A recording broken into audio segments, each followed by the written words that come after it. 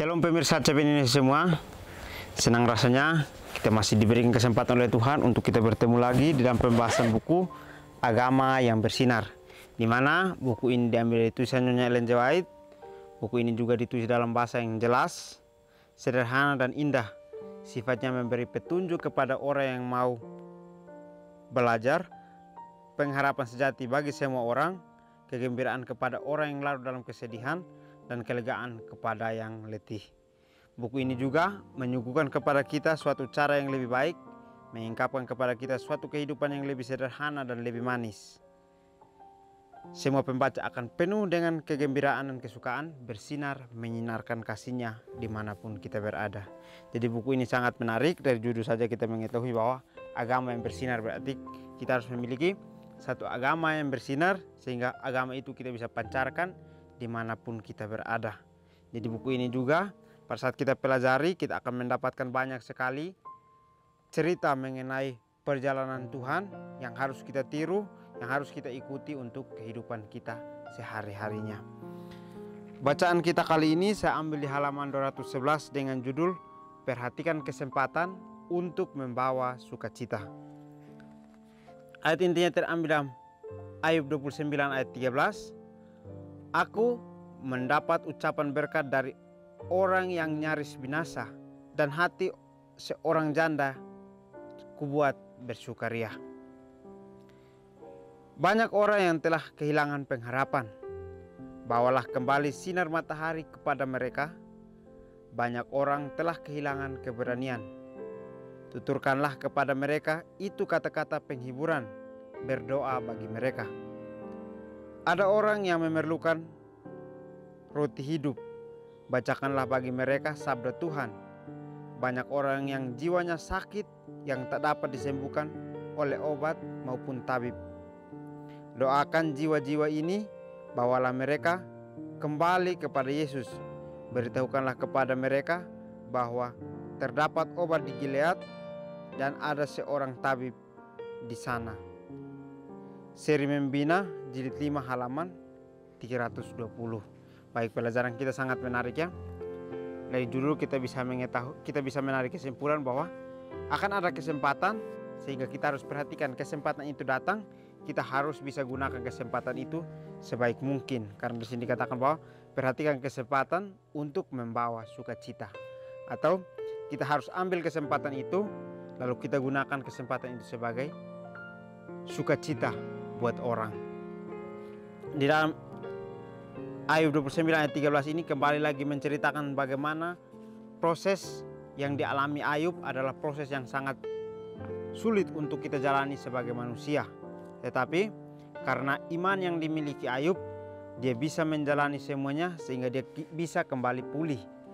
Dengan apapun yang dihadapi, dia merasa bersukaria, dia merasa bersukacita, karena dengan apapun yang dia terima, mau cemoohan dan juga ucapan-ucapan yang tidak datang dari Tuhan, datangnya dari orang-orang yang selalu menghina, tetapi dia bersukaria karena dengan ucapan-ucapan itu bisa menjadi buat berkatnya. Karena itu dia bisa menerima semuanya, dia bisa menghadapi semua ejekan yang dia dapatkan dari sesama-sesamanya dan juga dari orang-orang terdekatnya. Tetapi dia bersukaria karena dia bisa melewati semuanya.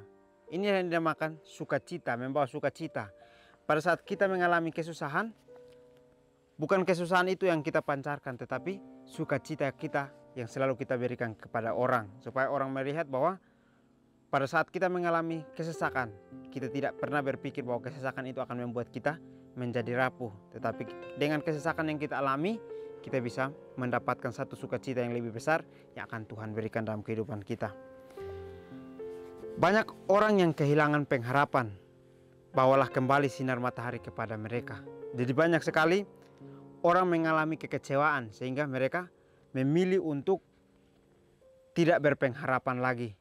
Tetapi firman Tuhan kita kali ini dikatakan bahwa bawalah kembali sinar matahari itu kepada mereka, supaya kita beritahukan kepada mereka bahwa hanya kepada Tuhan kita akan memiliki pengharapan itu.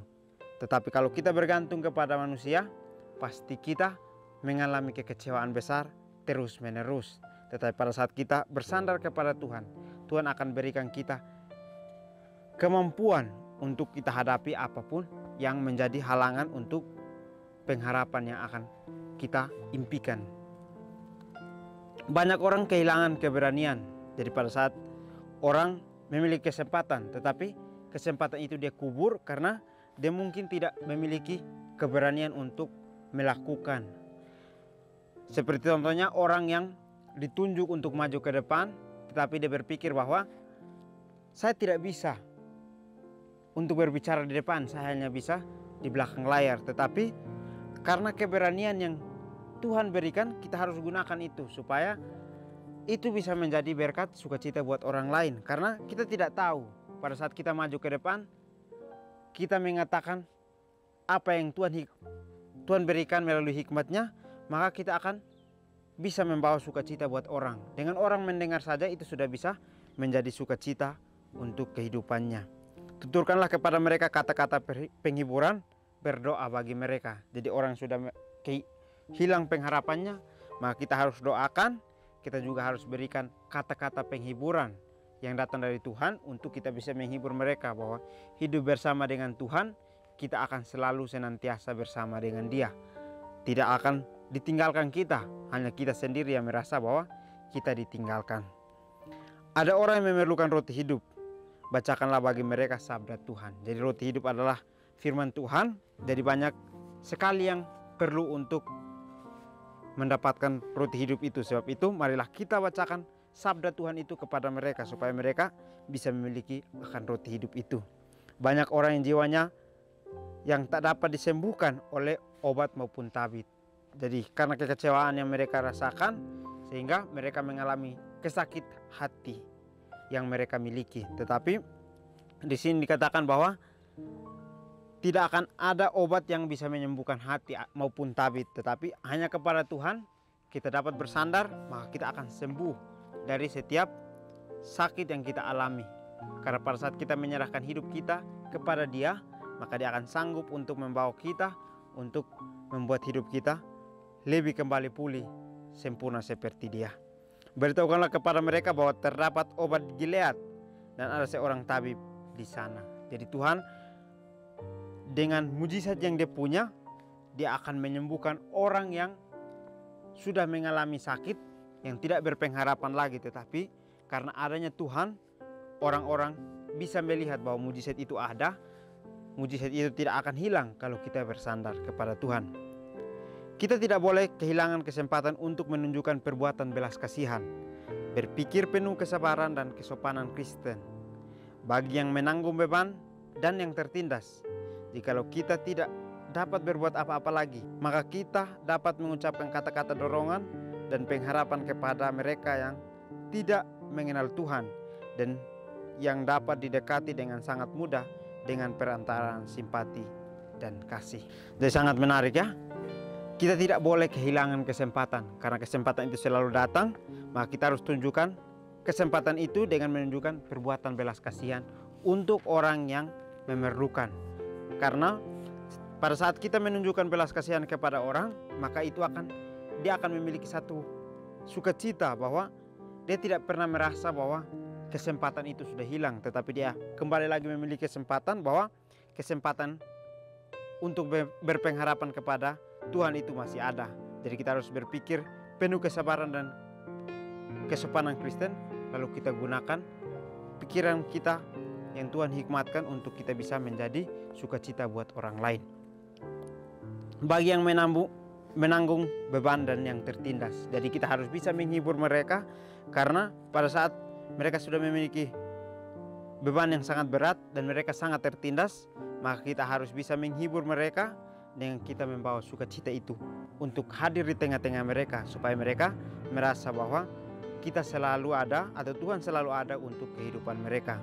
Jikalau kita tidak dapat berbuat apa-apa lagi, maka kita harus mengucapkan kata-kata dorongan dan pengharapan kepada mereka yang tidak mengenal Tuhan. Jadi pada saat kita tidak bisa melakukan apa-apa lagi untuk menolong mereka, maka dengan kata-kata dorongan dan pengharapan bagi mereka bahwa hidup bersama dengan Tuhan, kita akan bisa untuk kembali pulih. Jadi pada saat itu juga mereka akan memiliki kesempatan bahwa mereka harus mencari tahu siapa itu Tuhan, sehingga mereka bisa lebih dekat kepadanya. Dengan perantaraan kasih kita, mereka akan bisa untuk mengenal Tuhan. Perjanjian yang kaya dan limpah dibuat bagi mereka yang memperhatikan kesempatan untuk mendatangkan kesukaan dan berkat kepada kehidupan orang lain. Alfa Omega Jilid 3 halaman 267.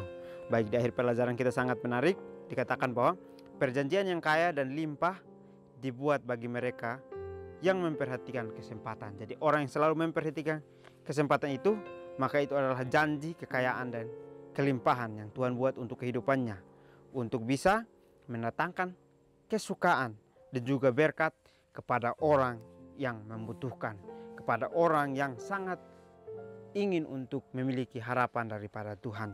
Jadi marilah kita menjadi sinar dimanapun kita berada untuk membawa sukacita itu. Karena setiap kesempatan yang Tuhan berikan, kita harus perhatikan baik-baik kesempatan itu kita gunakan untuk apa. Jadi mungkin inilah pelajaran yang dapat saya bahas. Kiranya kita bertemu lagi di pertemuan selanjutnya. Kiranya Tuhan Yesus memberkati kita semua.